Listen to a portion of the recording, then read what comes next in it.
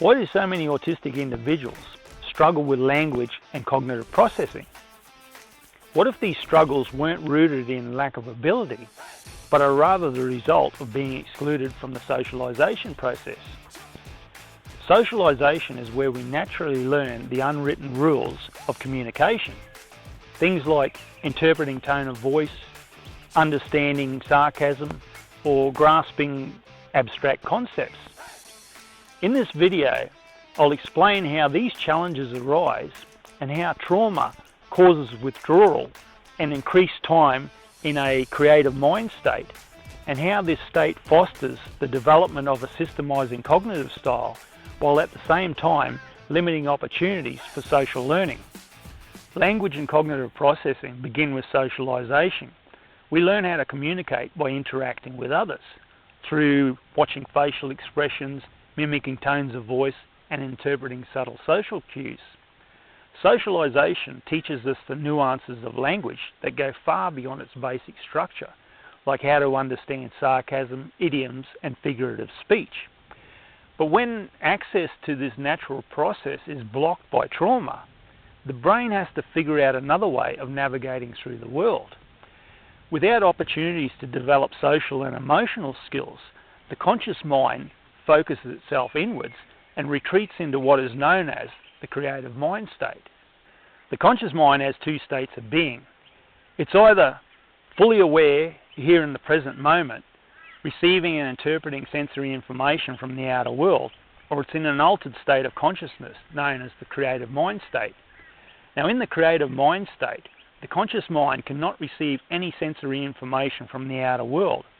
All of that information goes directly to the unconscious mind, and any interaction that a person may be having with their outer world while in that moment is being controlled by an unconscious program that was written by their unconscious mind. Now, whenever you think about something in the past or something in the future, you are shifting into the creative mind state. Because regardless of what Hollywood tries to get you to believe, the past and the future are not things that you can actually experience. They can only exist in your imagination.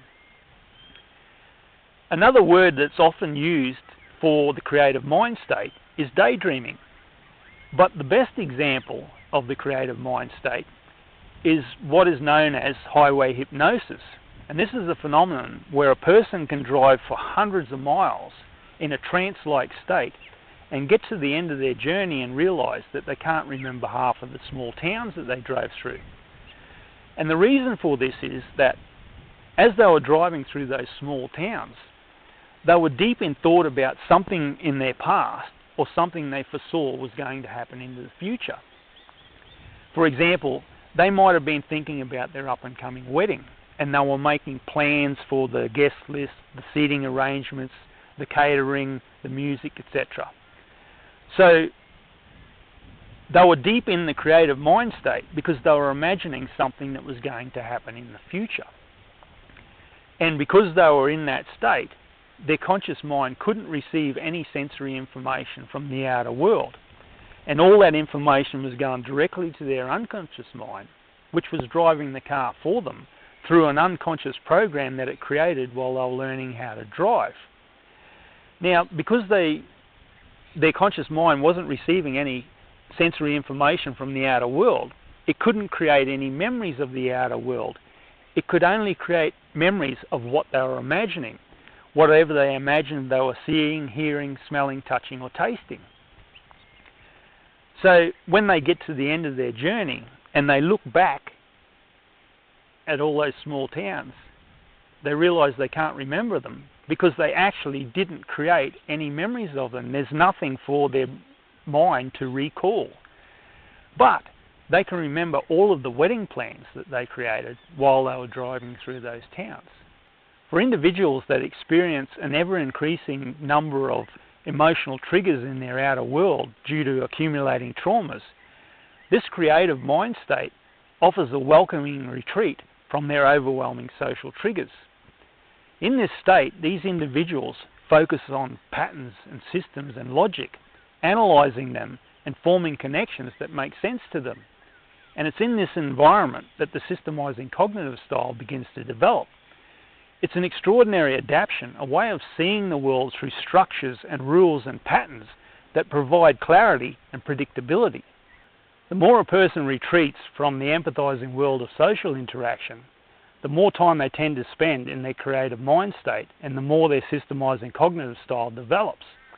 Now, while this allows for incredible strengths in analyzing systems and solving problems, it comes at the cost of missing out on the learning that happens in the empathizing world, like how to interpret facial expressions, read tone of voice, and understand the fluidity of social cues.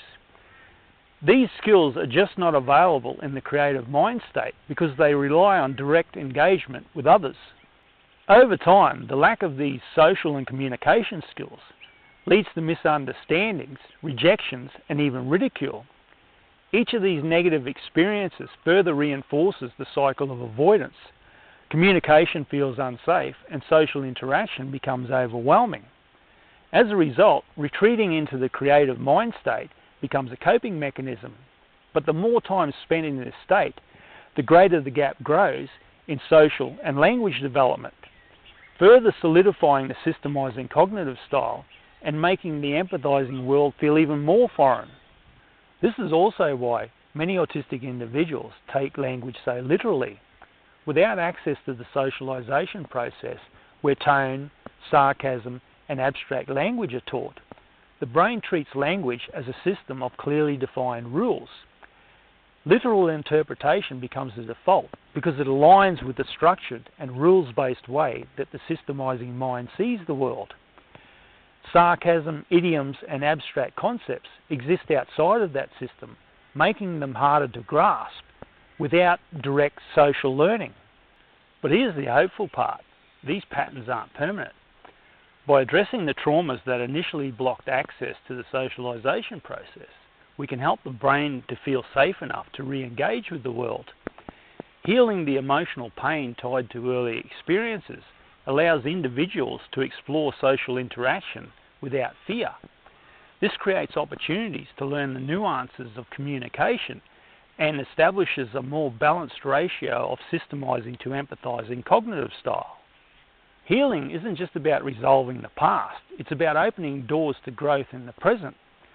When the brain feels safe, individuals can step outside of the creative mind state and engage more fully with the world around them.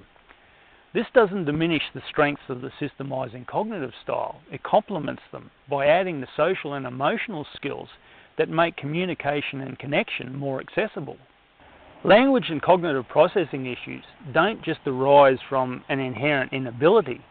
They're the result of being blocked from the socialization process and having to adapt to a world that feels unsafe.